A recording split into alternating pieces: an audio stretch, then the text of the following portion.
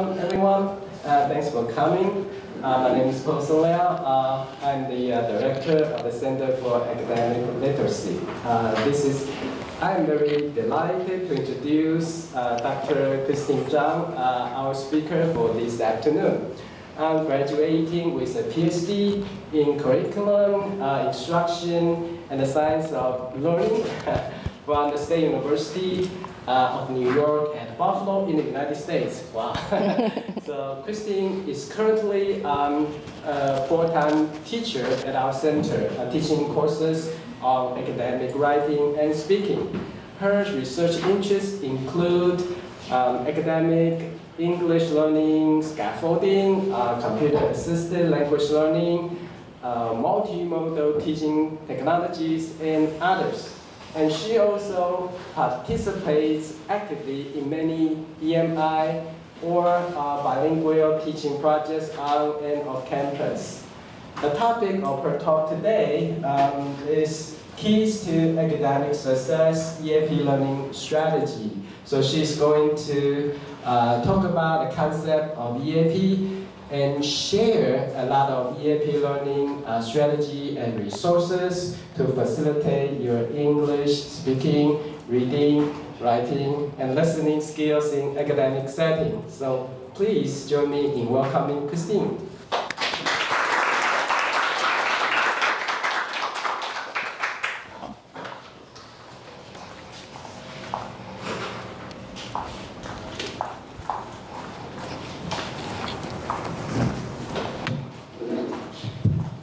Thank you, Dr. Posenhao, for the wonderful introduction. Hello, everyone. I'm Christine. I'm currently a full-time teacher at Cal. So I'm currently teaching EAP courses, and today I'm going to share some of the learning strategy that I actually taught in my class. And hopefully, you're going to learn some of the resources and the strategies that can help you with your academic success. So before we dig into the content, I would like to do a quick survey of where you're coming from to understand your background a little bit more. So if you're undergraduate students from, maybe not from here, if you're undergraduate students, please raise your hand. Okay, we have the majority of students being our undergraduate students. What about graduate students? Graduate students, doctoral students? Ooh, okay. So today I'm going to focus on the basics out of the basics. So if you know nothing about EAP, that's fine. You're going to learn about what it is. And then if you're more expert in this area, then hopefully you can learn some of the resources from Cal, and hopefully you can use it for your future endeavor of your academic success. Okay, so let's talk about the outline of today's talk. So first of all, I'm going to briefly introduce what EAP is, and then we're going to talk about some of the learning strategies and what, some of the distinct features of academic discourse. So I'm going to talk about like some strategies to learn the academic vocabulary, sentence frame, and sentence starters. Can you see the dot? Not really? Okay, then I'm going to use my hands, signposting, reading, writing, and research, reference and citation, and some note-taking skills. And here are some of the common things that I got asked by the students all the time, like, why do we have to do this? Why does it relate to academic setting? How can I use it for my future endeavor? So that's why I selected these topics as the focus of today's talk. So first of all, let's talk about EAP. So we talked about EAP several times, but if you know this term before I actually going to introduce it, please raise your hand. How? We have some tutors and directors and some teachers knowing this concept, but if you're not familiar with this concept, that's okay. So EAP stands for English for Academic Purposes. So now I want you to brainstorm. So based on this term, you see EAP and then English for Academic Purposes. What are some possible concepts related to this keyword? You can go to Slido and then enter the room number or the code 5257707, or scan the QR code and enter Slido and then type in the number over here. So you can type in some possible keywords if you're not familiar with this term, just based on the terms showing here, English for academic purposes. What are some possible keywords related to this concept? Okay.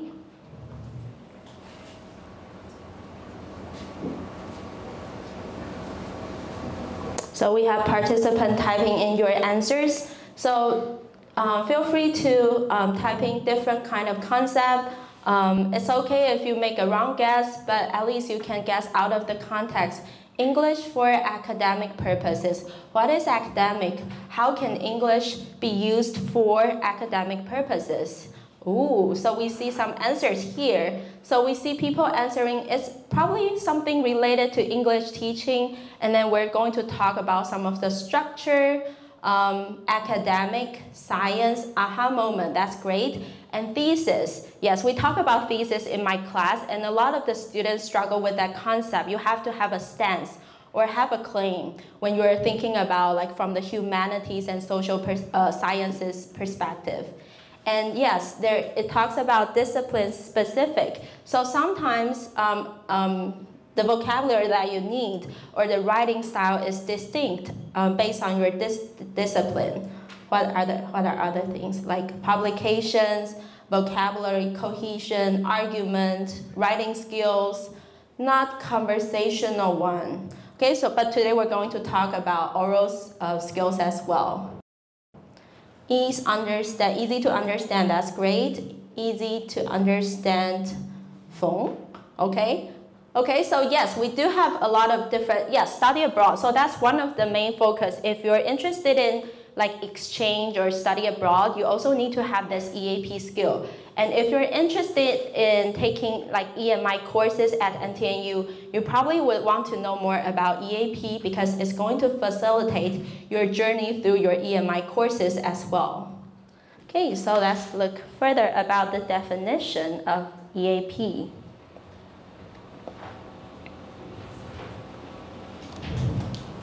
Okay, so let me show you this 2 word cloud that I found online related to EAP concept.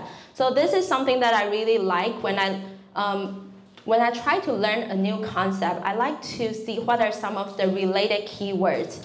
So based on the word clouds, you can see there are a lot of different keywords associated with EAP. For example, academic, someone mentioned it in our pool. And also we talked about there are different skills like listening, writing skills, and at the university setting. And then I saw a person also responded like journal, this is one of the writing genre, and also purposes, and argument, thesis, all these are related to EAP.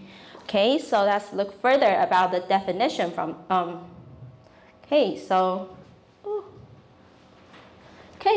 please look at this sentence over here. So if you go to this English medium instruction courses or like an English medium university, and the professor asks you, okay, so based on our experiment or based on the literature, what are something that you observed? What are something that you found? So you want to say something related to your major, right? So you want to have this field-specific knowledge. Say if you're coming from the science field, education field, social sciences and humanities, art or business, no matter which discipline that you're coming from, you need to have some knowledge based on your major to fill in the blank over here, right? But then, if you don't know how to start a sentence like I observed something, then you don't really know how to respond. So you also need this kind of English to communicate in academic settings. So this is one of the focus of today's lesson. We're going to mainly focus on the academic English or the EAP perspective, talking about how we can use English to communicate in academic setting. So how can this general language scaffolding to facilitate your subject matter learning? So you see these two are highly closely connected. So you need these two types of knowledge in order to succeed in academic settings. Okay, so here's one of the definition of what EAP is. So EAP is concerned with those communication skills in English which are required for study purposes in formal education system. For example, you want to use English for oral discussion, you want to use English for oral presentation, you want to use English to write reports, read literature, or even conduct studies. You need English to do a lot of different things for research or study purposes. So this all means like you need to understand the academic discourse so that you can participate in academic community. So the next question is something that I got asked a lot from the students. What are the differences between EAP, English for academic purposes, and another concept called EGP, English for general purposes? So I want you to think about if you take, have you taken like freshman English before? If you have taken that course, please raise your hand. Freshman English, like when you go to the university, they ask you to sign up for different English classes. Yes, right?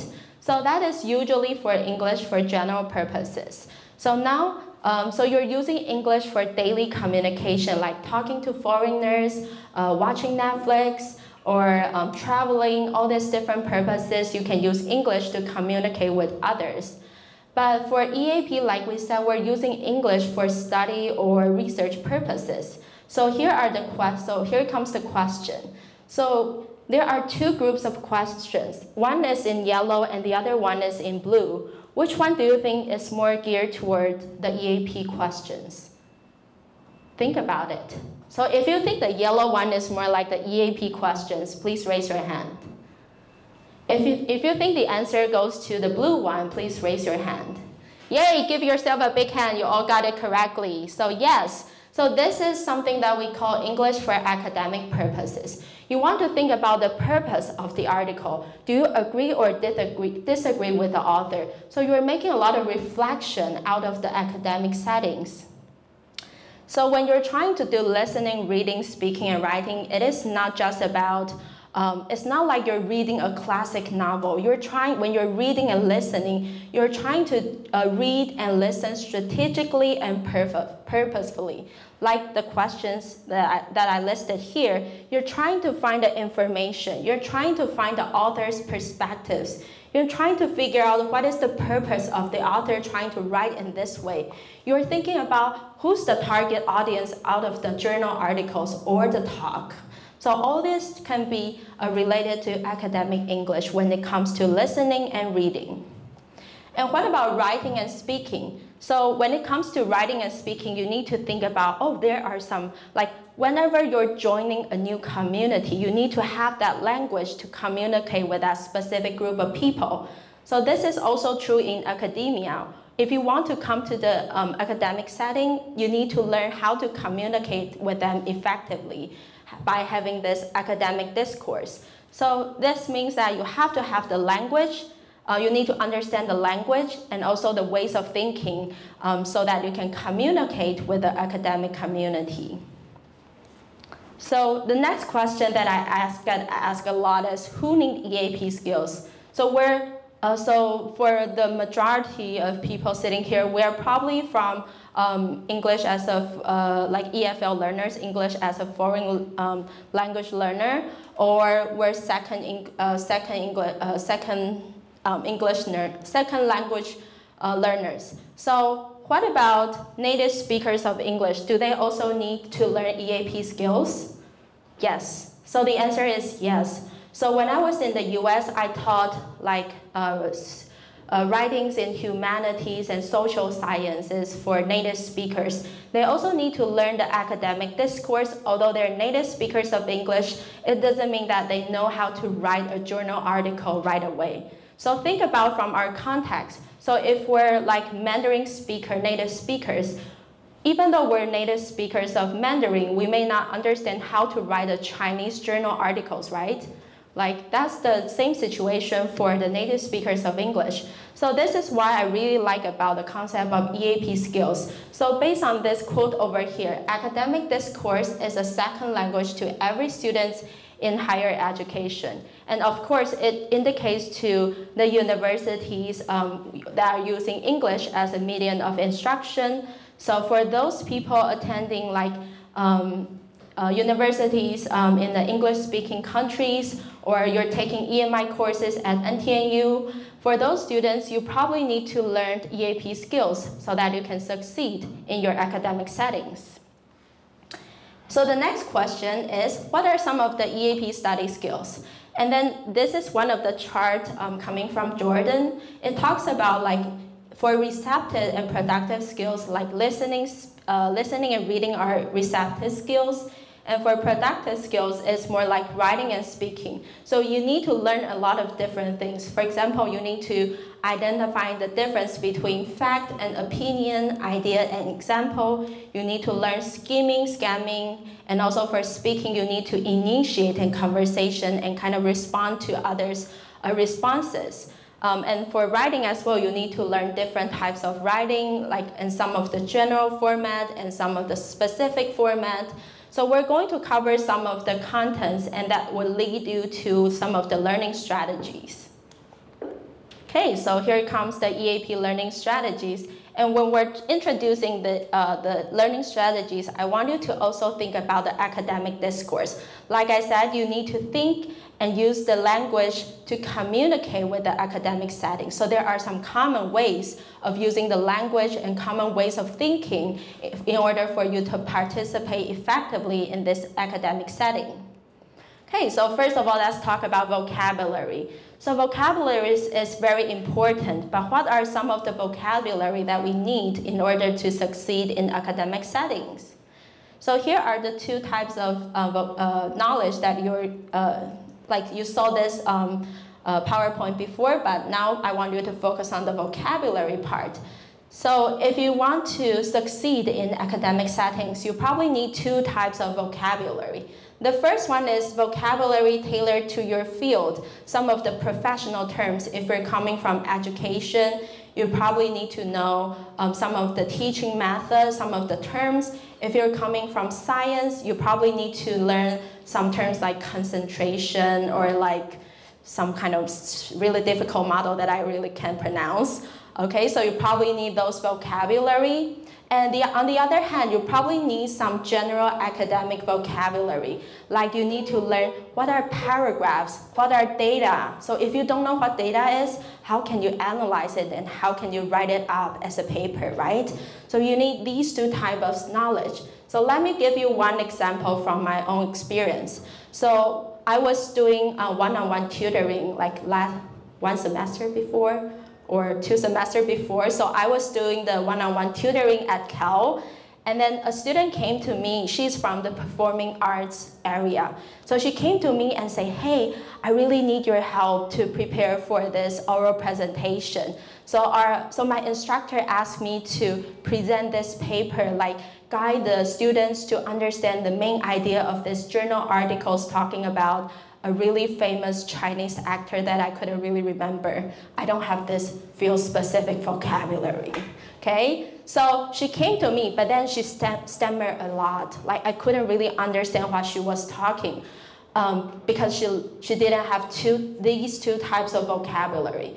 For example, she wanted to talk about this famous Chinese actor, but then she didn't know how to say some field-specific words like stage, like performance, like actor. She didn't know how to say these words. So she kept saying, what is the word for 演员, actor? Oh, actor is something that I replied, not her, right? So she didn't have this type of vocabulary. On the other hand, she would like to refer back to that journal articles.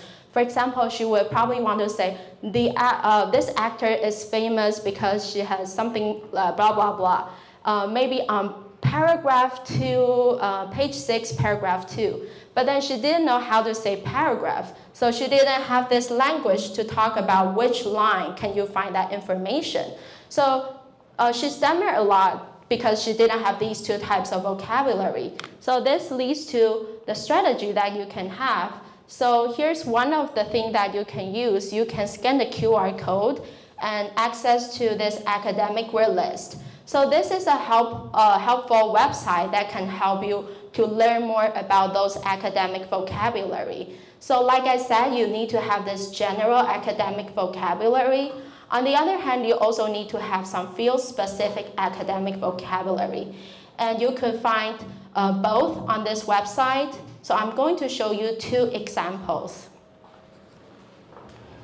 So here's the more of a general academic vocabulary. So no matter which discipline that you're coming from, when you're studying or when you're doing research in the university settings, you probably need to know these words. For example, you probably need to know like the data, or you probably need to, oh, I can't really show the last part. Okay, so under the data is defined. So sometimes, a lot of the times, the teacher would ask you, what's the definition of a specific term? So if you don't understand definition, how can you answer back to that question, right? And also some of the common terms like analyze. And so you need to talk about data analysis, then you probably need to know that word, okay? So what about the field-specific vocabulary? So here's one from the computer science academic vocabulary list. So as you can see, these words are probably different from the words listed here because here are more professionalized. So you see like code might be something that is really important for them, and model and system and data become further. Like at the beginning, you can show this is more frequently used than the one that are shown in that academic word list. So you can find all these different vocabulary lists and you can memorize it. So when you're taking like courses, say if you're taking courses from the computer science field, then you can make use of this. But if you're taking like English writing classes, then you can use that chart as well. So the next strategy that I'm going to introduce is called sentence frames and sentence starters.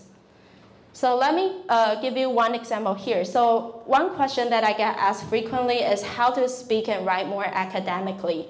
We know like the basic writing, like writing an email or writing a short essay or writing a story, probably from our freshman English. But what about writing a research paper? What are the languages that are required for me to join the group and show, hey, I understand your language, please let me in, I'm going to join your group. So here are some common things that you probably need to do. So basically sentence frame and sentence starters, we try to provide you with some of the opening or the beginning part of the sentence so that you can fill in the blank with the information tailored to your research. For example, if you want to say certain method, you use a certain method to talk about a certain concept, then you can fill in your method here and then talk about the things that you investigated over here. So by filling in those blanks, you can actually write and also you can speak, talk to others about your research by talking about your method and the things that you're investigating. So here are the sentence frame and starters. So you might be wondering, like, how can I access to those useful sentence frame and sentence starters? So let me introduce some of the resources for you. So first of all, you can look for books. So these books are in our library. Okay, then you can also like search it online, like sentence frame, sentence starter for maybe cause and effect, or for research, or for writing introduction. You can use those keywords to look for different resources. And then you can also use our CAL's handouts. So you can scan the QR code and get the handouts.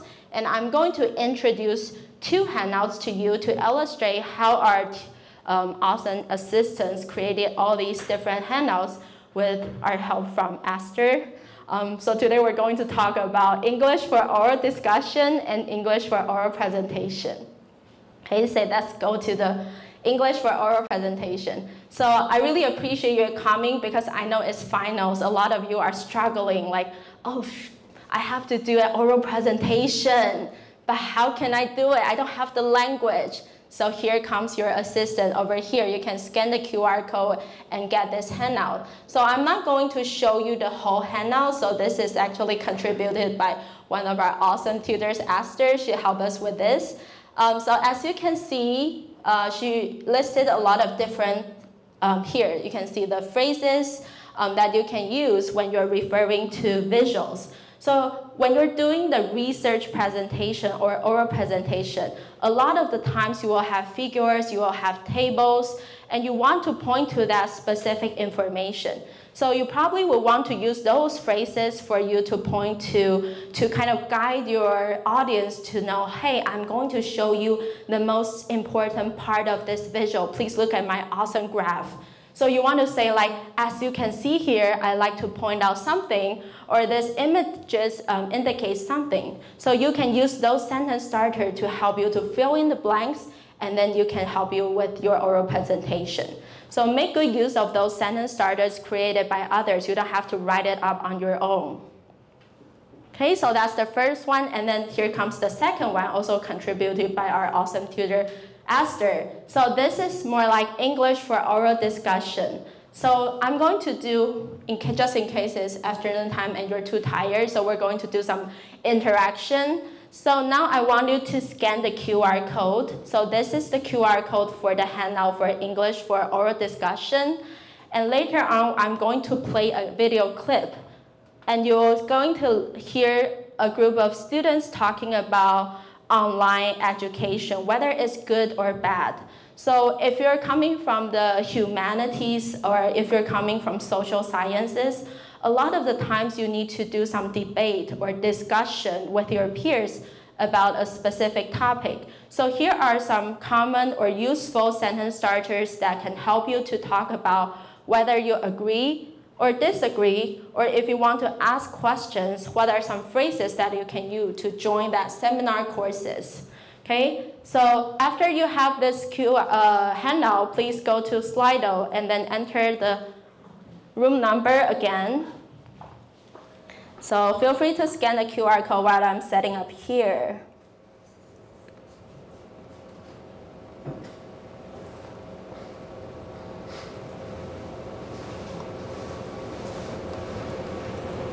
Okay, so, and then you can use that handout as a cheat sheet. That's going to be super helpful for you to identify those phrases.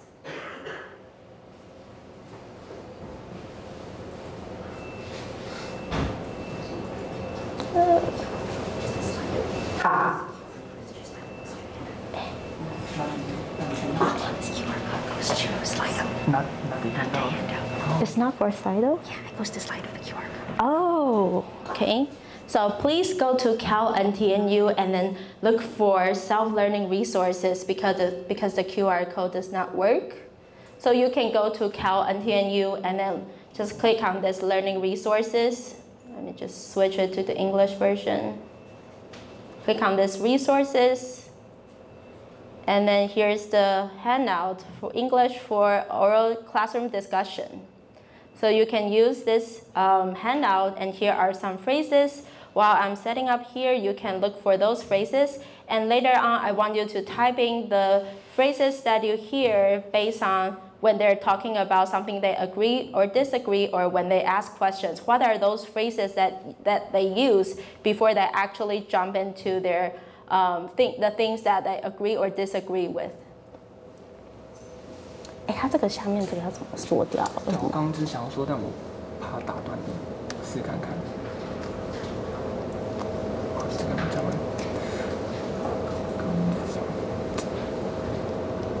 啊，没关系，我直接到 YouTube。哦，他说。可以了，可以。 Hi, my name is Rebecca, and in today's lesson, you will learn how to participate effectively in a discussion in English, something you may need to do in your personal, professional, or academic life, okay? Now, I think that it's actually very good to study online because it's very convenient because you can study whenever you want and at your own pace. And for example, someone like me, I like to study at nighttime. So for me, online works better. So please type in some of the phrases that this group of students use to talk about agreement or disagreement, and feel free to check your cheat sheet. Please let me finish. As I was saying, that's true, but if you're studying online, you do need to motivate yourself. So I think it's better to be in a classroom where you have other students and a teacher who can motivate you. That's true, but some people can't afford to live in the classroom, and they're not going to money or resources to actually go to school.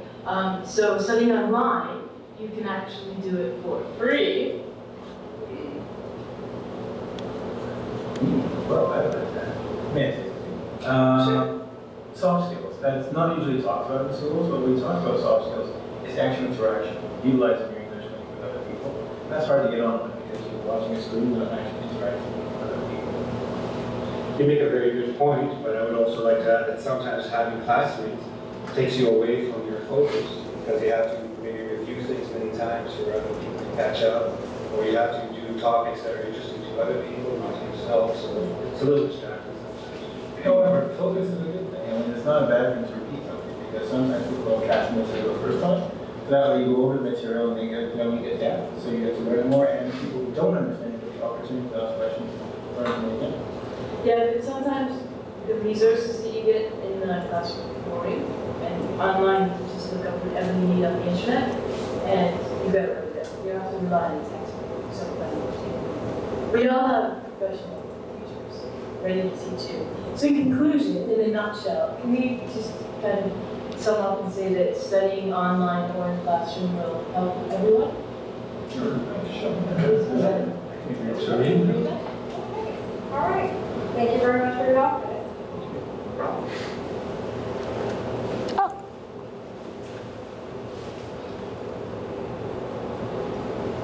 Okay, so let me check if you have the answers for phrases that can be used to talk when you want to say you agree or disagree with someone. Okay, I see someone say, I can agree with that, that's great. And then that's true, but that's a great phrases. If you want to disagree with someone politely, that's the great way to do so. You make a good point, but, or I think so. I can agree with that in a nutshell, so in conclusion. So those are phrases that are useful if you want to summarize your talk and then go into a conclusion. And then you can say also like, you make a very good point, but, so I'm going to say something that I disagree with you, right? Well, I would like to add, that's a polite way to build on to others' talk. That's true, but please let me finish. That's great, that's awesome, that's my favorite part. So the reason that I want to introduce with those phrases that are useful, sentence starter that are useful for oral discussion is, I had this experience when I went to the US for my doctoral degree.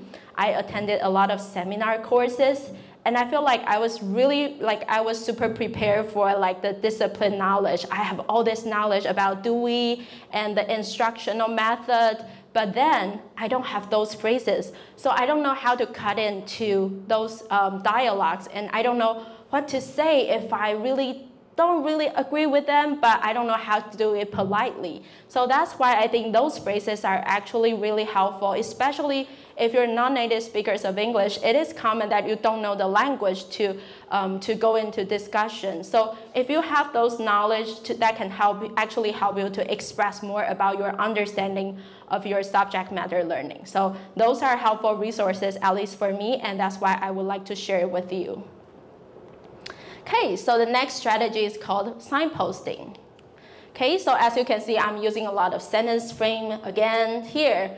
And so when you're talking about signposting, let me just refer you to this visual. So as you can see here, you'll see I'm using the phrases that I just showed you, right? As you can see in this visual, there are different directions based on the signs, right? So signposting is almost like this. You're giving your audience or your readers a direction to go, where this discussion is going. So you're trying to use different phrases to guide them to the final destination. So if you're going to a talk and if you're reading an article, you can look for those specific phrases that can actually help you to know, okay, so if I see the reading saying like the article is talking about something, so I know the something should be the main focus of this article, right? So this is really helpful for me to identify the main idea. And if I'm listening to a talk and the lecturer says, in today's class, we're going to learn about something, so then I have to pay attention to the following words, because these are going to the main focus of that lecture. So this is also true in the conclusion part. So if you hear those phrases and then you know the talk or the article is going to end soon. So for example, in the conclusion section, you'll probably read something like in summary or to summarize. Then you know the following things are probably the main idea that the author would like to remind you again. And then for the listening part, you'll probably hear something like, okay, so let's review what we have learned today. And then the following things are the things that you should take away out of this talk. So you can look for those phrases that are going to guide you to the main point. And then you can also look for transitions. So if you know these transition words, please raise your hand. A lot of you learned this in high school. No one learned it in high school? Your high school teachers are crying. Okay. So for transition, they are actually really helpful to show you the relationship between sentences and paragraphs. So for example, right now I'm teaching students more like making an argument. So I ask them to think about the counter argument. And then when they have to write a refutation, they need to add like however. So it shows the contrast between a different perspective, but then something that you disagree with them. So you want to add something like however, to show the contrast, or you can use, if you want to show more details from other research, you can use, for example, such as, there are a lot more, but I'm just showing some of the examples, and then use, add more information, and these are also really helpful when you're doing your oral and your writing.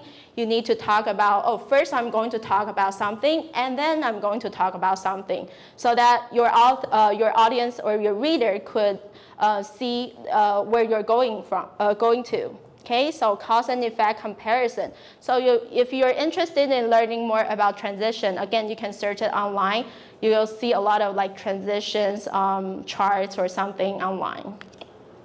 And they are helpful for you to read and understand the author's purpose, the audience, all this different information that we talked about when it comes to academic reading or writing. Okay, so the next thing is research. So the reason that I want to put it here is I'm currently teaching the EAP courses, and one of the struggles from my students is they're not sure what it is. Okay, so so reading a research paper is like, when it comes to research, you might probably see like 20 pages, or when it comes to dissertation, it might be over 100 pages. So I don't have those times to read through all the words, and I don't understand all the terms. So it's going to take me maybe for hours to read one article. And after I read the last part, I forget the first part. So that's probably a really common struggle if you're new to the academia. So now I would like to introduce some of the reading strategies for you to read strategically and purposefully. So this is one of the suggestions from the scholars. If you're going to read a journal article or all those literature, you can have a quick reading of the text for specific information, not word by word, at least for the first time. But if you really think that literature is really important and that literature has a lot of details, then you probably want to focus more on that. But at least for the first time when you're screening in like which article fits your study or not, then you can do this. Do a quick reading of the text, not word by word, but just quick skimming through the process. So I also want to introduce some of the things so that you can know why this strategy could be useful. You need to know the structure of a research paper and also the paragraph writing. So if you have these two kinds of knowledge, it can kind of speed up the speed when you're doing the reading for academic purposes. So first of all, let me just do a quick introduction of the structure of a research paper. So this is for an empirical study. If you're coming from different disciplines, it may not apply to your field. But for empirical studies, a lot of the fields use it to talk about when you want to collect your own data. If you want to conduct your own experiment, it is common that you use empirical study. So for an empirical study, you have this, you're going to usually start with an introduction. And usually you want to talk about the broader picture of a study, and then tell your audience why do you want to do this study? What is your purpose? Do you want to explore something, or do you want to investigate something, or do you want to show comparison? or do you want to persuade them into some important idea? You want to show them your purpose. And also some of the research questions that can help your readers to understand the content. And then the second part is for the literature review part. You're going to talk about how your study relates to previous study because it all comes together in academic setting. And then for the third part, if you're conducting any research method, then you probably want to talk about how you design your research, how you collect your data, how you analyze your data, and then talk about your finding results, and finally you want to talk about the discussion part. Thinking about how your results can connect back to some of the literature or make conclusions, implications, how it helps you to talk to the broader field or how it talks to someone who's interested in that specific topics. And you probably want to talk about the limitation of the study because there's always a limitation to a study. There's no perfect research. I think that's a common myth for someone who's new to the research. They think like, I have to conduct a perfect study, but because of the time and scope, it's usually not going to be the case. You need to be clear about what you can say, but you can say, oh, this study applies to all the contexts. So you want to talk about the limitation, and then you can also add suggestions about what are some of the topics that you can do further research in the future research section. So these are the common section in the structure of a research paper, okay? Okay, so the next part is going to be the structure of a paragraph. So I'm going to show you one of the model that we have for the handout is called the hamburger model. So when you're writing an academic paragraph, a lot of the times you can use it. You can talk about a topic sentence, talking about the general description of a topic, and then use supporting details like facts, reasons, examples, other literatures to support the claim, your topic sentence. And then talk about the concluding sentence by summarizing the topics and details. For example, you can say, hamburgers are the best. And then you can say, because it is cheap, because it is nutritious. And then because it's accessible to students. And then for the conclusion part, you can say hamburgers are the best because the price, because it's nutritious or something. So you can do a quick summary of the topic sentence and the supporting details in your concluding sentence. So once you know about this structure, we can move on to our strategy. And please focus on this topic sentence part. So this is the reading strategies suggested by scholars.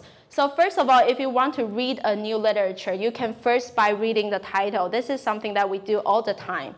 And then so when you're reading the title, it can actually help you. You can use two strategies. So based on the topic, you can predict some of the possible themes or possible purpose or arguments by having that kind of wording. So you can make some prediction. And also, if you're not familiar with some of the terms in the title, then you can look for like, what is this, maybe like Dewey's concept, who is Dewey and why he's so famous and everyone has to read his book. So you can look for that context information. And this also applies to you when you want to go to a talk and then you're not really from that field, so you want to do some homework, you can do some research right before the talk. So when the speaker talks about a specific concept, you're going to learn more out of the talk. Okay, so be prepared. And then the next thing you can do is to check information. You can check the author's information, where the author is coming from, if he or she is from the US. Probably the data is from the US setting. If the title says this is going to be an international cross-country analysis, then you probably would predict that's going to be a lot of country data in that study. And then you can also check the publication, like the journals that publish that specific publication. Because journal articles usually, specific journal, they will probably have a lot of different expectations about what to publish, what are something suitable for their reader. So you can also check that to get more information about what this article is going to be about. Okay, and then the next thing you can do is to read the abstract. So if you know what the abstract is, please raise your hand. Okay, Okay, most of us know about abstracts, some of us don't. So abstract is usually when you open a journal article, you're going to see like a short bracket. Sometimes it's not in a bracket, but sometimes you're going to see abstract and then there's a short paragraph showing you the gist of that study. You're going to see all the awesome things like the purpose, like the short introduction of the background, what is the main result, what is the research questions, what are some of the main findings, and what are some of the implication and limitations. So read the abstract and you're going to find out more about the study. And then this is the suggestions from my instructor when I was in the US. So she actually said that if you want to make sure this is the article for you, you can read the introduction first. So you know the background of the study, including like the research question and what are some of the methods that are going to be used. And then for the conclusion part, you're going to learn about the main findings. So usually you're going to review your main finding and talk about why this is important in your conclusion part. So if you don't really have the time to read the whole thing, at least you need to read the introduction and conclusion. So that's the suggestion that I got to help me survive with my PhD journey. Okay, so the next strategy, this is also listed in the Jordan's study skill.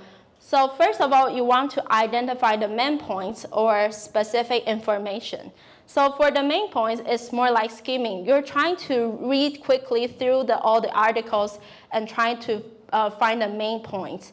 And then sometimes you're looking for specific information, and this is called scanning.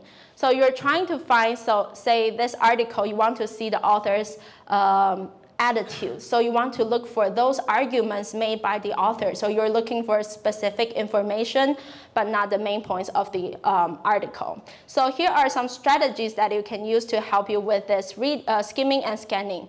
First of all, you can read the headings and the subheadings. It's going to show you a lot of the information, especially for the result part. Sometimes the author will organize the result in the short headings.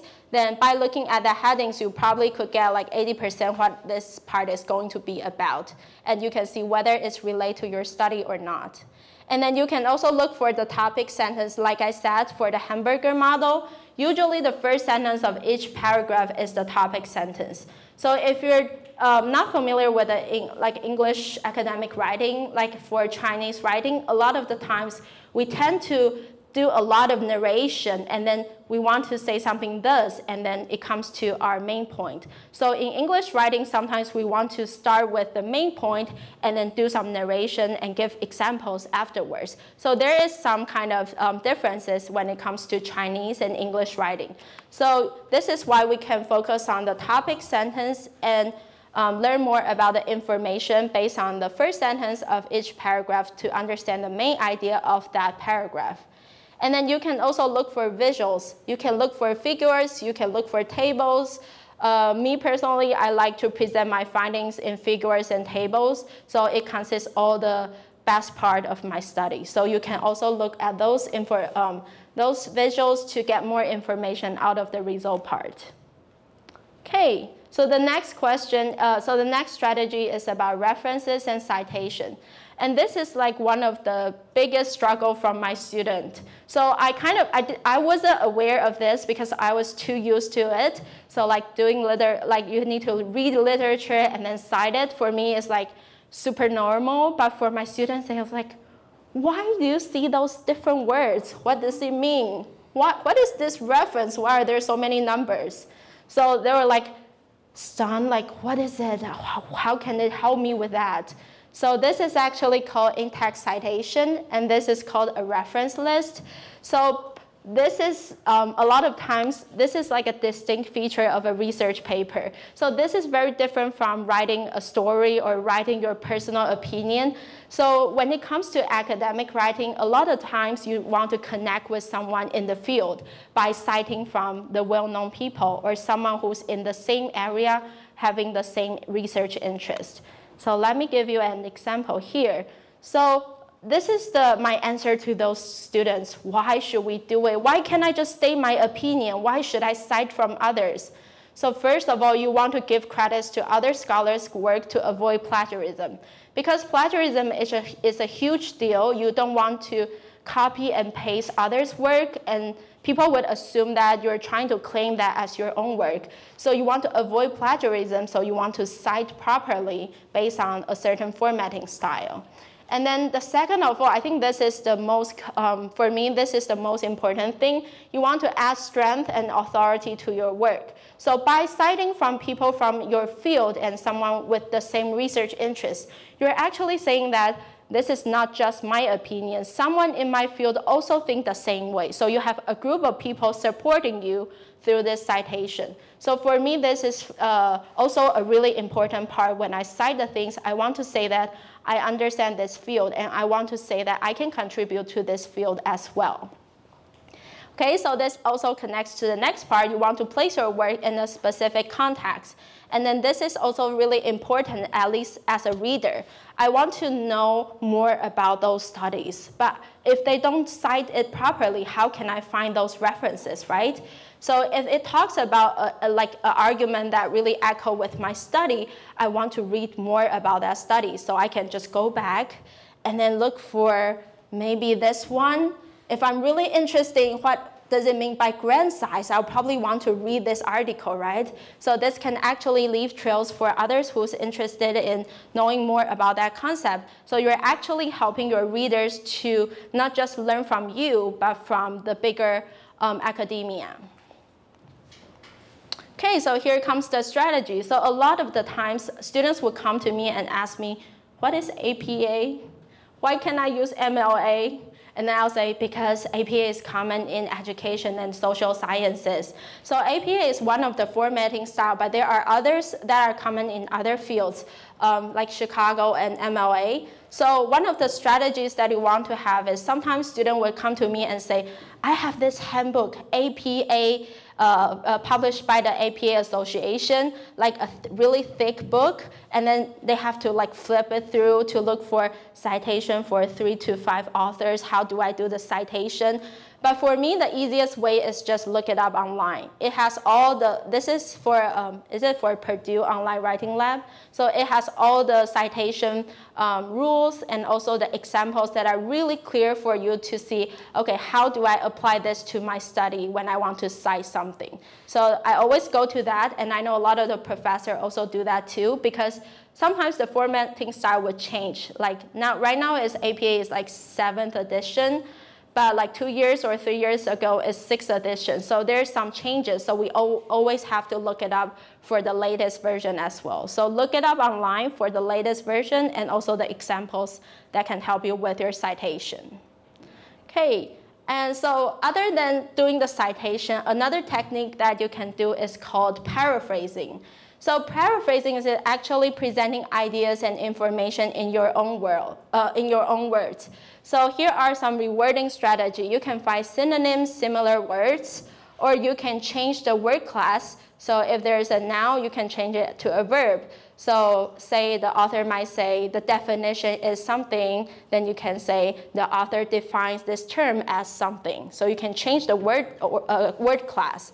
And then you can also change the word order. By switching the word order, you can do paraphrasing as well. But the easiest way is just use online tools. So let me just show you one tool.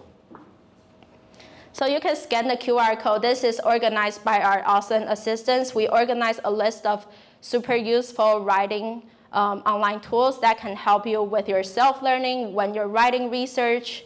So I'm going to show you the paraphrase tool since I just mentioned it.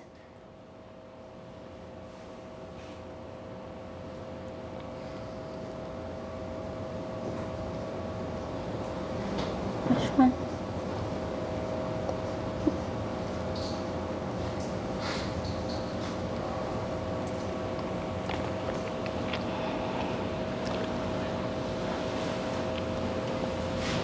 Okay, so this is a free website.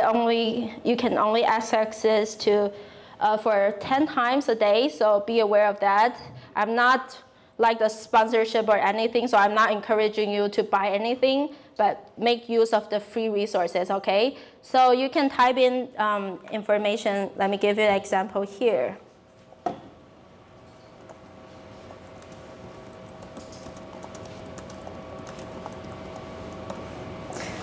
So this might be a really short and colloquial way of saying, express my excitement to be here today. So I can click on this rewrite to help me with paraphrasing. So you can see it changes different things, like today is an exciting day for me. Or you can say, it is an honor to be here with you today. Or you can say something like, having the opportunity to be here today is exciting for me.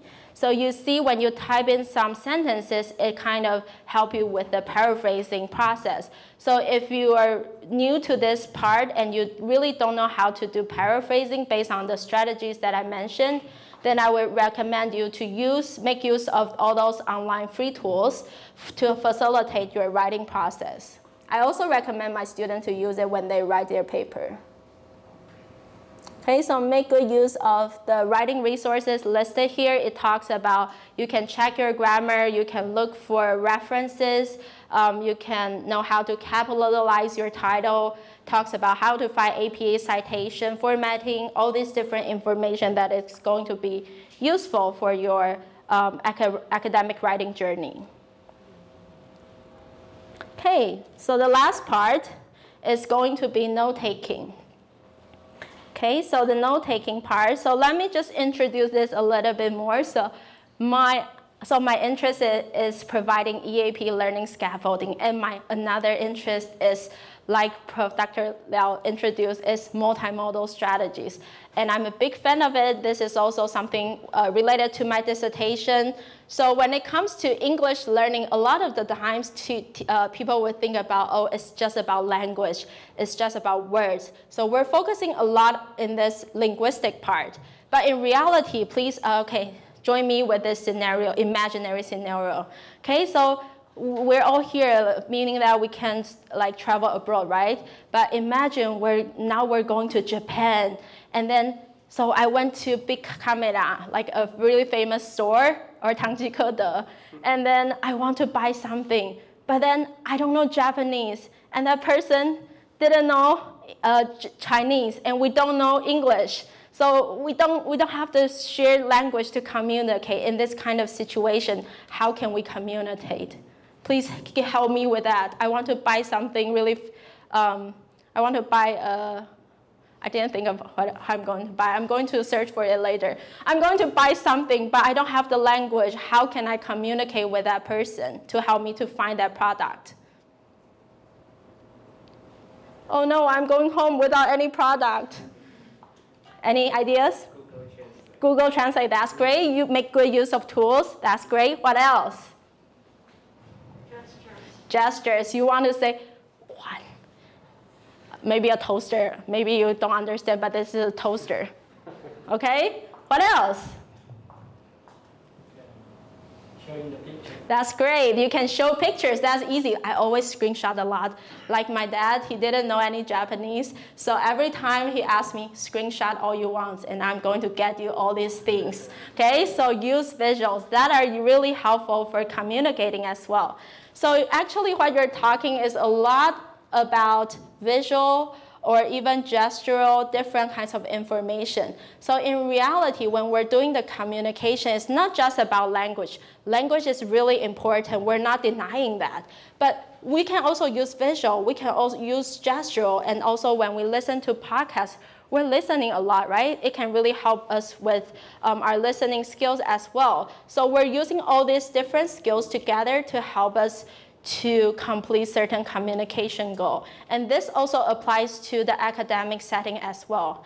And if you're interested in it, you can look for this created by New London Group. It's just my favorite and Michelle's favorite probably. And so this is something that you probably will want to learn more about. It's called multimodal strategies. You're using the linguistic feature, visual feature, oral feature, gestural feature, and spatial feature to help you with your communication. So how can it apply to our note-taking process? So let me give you some examples over here. So you can make good use of the visual organizers here. So let me give you two examples here. So one of my favorite is the mind map or the tree map. So when you're writing a mind map or a tree map, like I ask my student to, when they're trying to brainstorm their research topic, what are something that they will probably want to write about? say if they're going to write about whether AI can help people, then they will probably put something like AI in restaurant, AI in business, AI in something. So you can put all the related concepts through the notes over here, okay? And then you can also, like a lot of the mind map or tree map, you can put visuals, and you can put all these little symbols over here. So this is one of my creation when talking about how to introduce a poem.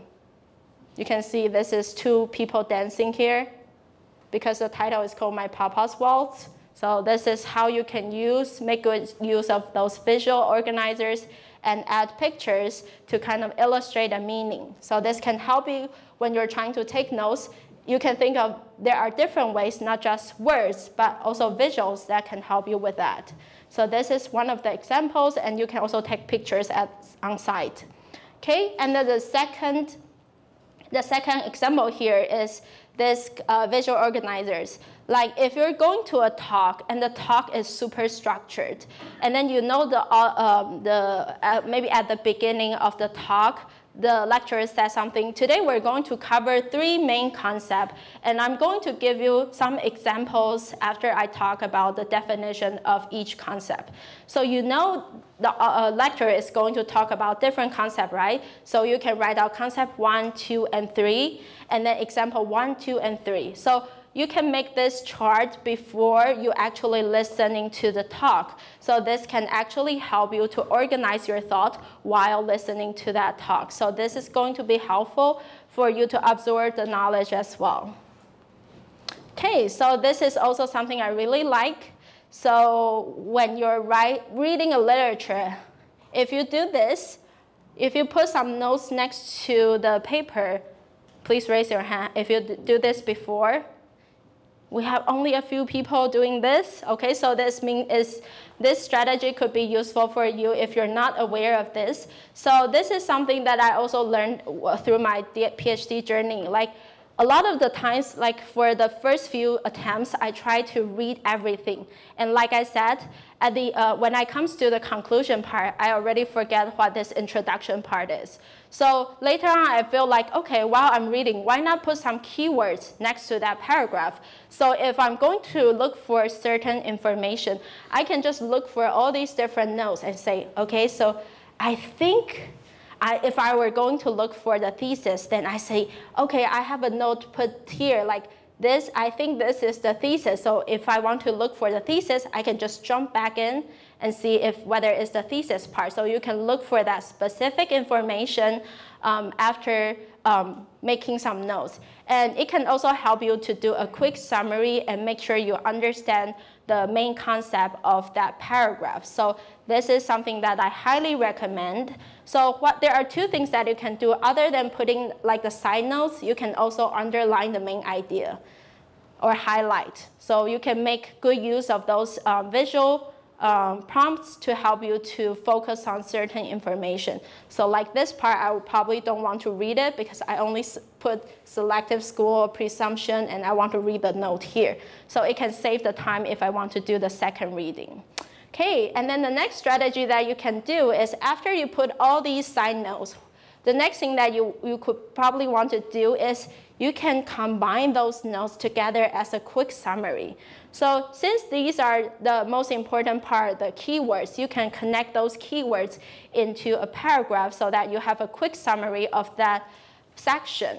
So this could be also useful. You can put a note here stating that, okay, so the thesis is something, and then what are some supporting evidence, and then how can I conclude that? So that can be a way for you to do a summary. If this is one of your assignments, is do a summary of an essay. Okay, so this is also some of the teaching materials from my class. So when I was teaching the writing strategies to my students, I also teach them how to do a read for a topic sentence. And also, so that's the skimming part, right? And then I also ask them to scan for a specific information, which is the scanning part. So in this article, it talks about education is the key to something. So if I were the instructor and I asked my student, I want to know the author's opinion about education is the key to something. So what the students can do is they can look for the keywords like education. They can highlight all the keywords here and then look for the context and then see if there's something related to is the key to something. So I see the answer here, so I can scan the answer, like the answer is education is the key to ending violence, education is the key to our future. So these are the answers to my question if I want to look for specific information with this academic literature. And then the other thing that you can do is you want to take notes. Like I really like colors, so you see a lot of colors coming here. So the green color stands for like the topic, sentence, or the main idea. And then if I want to scan for specific information like education, I highlight all the education. And if I see some words that I don't understand, like what does it mean by well-rounded education? I don't know about it. So I can put a question mark next to it. So there are two strategies. One is you can just search it online, well-rounded education, Google it. And then the second strategy is, because writing is usually targeting for different audience. So if the author thinks that you're new to this concept, usually they are going to explain it later on. So I can keep looking for well-rounded education, and then I found that the author actually explained what a well-rounded education is at the very last of this paragraph. So you can also make some notes based on the concept that you don't know. And then you can also use color to highlight all this signposting language that we just mentioned, like the first, the second, so, though, but, those transitions that you're going to see. So these are my actual sample talking about if I want to read the article, how can I do skimming, scanning, looking for signpost language, how to look for transitions, all this different information. Okay, so the last part, everyone is still awake. So we're going to talk about, like this talk is only lasting for like an hour and 8 minutes. So you probably don't have the whole thing. You probably would learn a little bit, but you probably need some time to absorb it. So here comes the self-learning resources. So I highly recommend, like our center, we also organize all the different writing center and language learning center that we think are great. Like myself, I use Purdue Online Writing Lab a lot, and we also put NTNU, our friend there. And I use this a lot, the Writing Center from North Carolina at Chapel Hill. I use that handout a lot for my class. And so these are for the writing part. And here are for the oral part. You can have, like I know it's final, so you probably need oral presentation. So you can find all the information and the handouts that are going to help you with your oral presentation. Okay, and the last part. So if you're from NTNU, please raise your hand. So if you use our one-on-one tutoring experience, please keep raising your hand. Okay, I'm happy. Like I see everyone put their hands down. I was like, I'm going to cry. Okay, so I'm happy that you actually know this service. So we actually provide this EAP tutoring service. Like I'm teaching like English 3, but if you're not undergraduate and if you have taken English 3, then you probably wouldn't have that chance to interact with me. But what you can do is find our awesome tutors. So our awesome tutors, can you raise your hand here? Awesome tutors. Okay, so you feel free to look around. We have all these awesome tutors coming from different countries, and our awesome tutors having different discipline, and they're coming from different discipline and having different experts.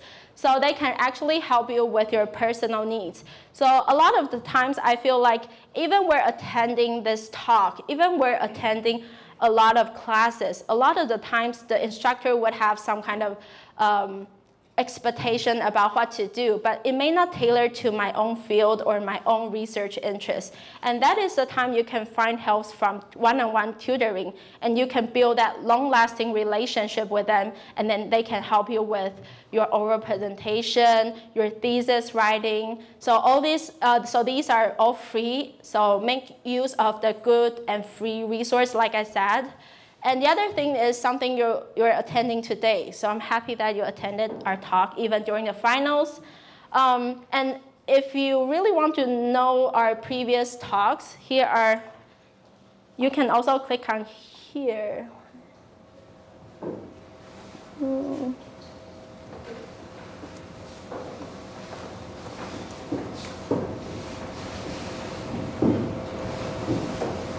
So you can click on the talk. And then here's the main takeaway. So if you're interested in what the professor says in our previous talk, feel free to click on it.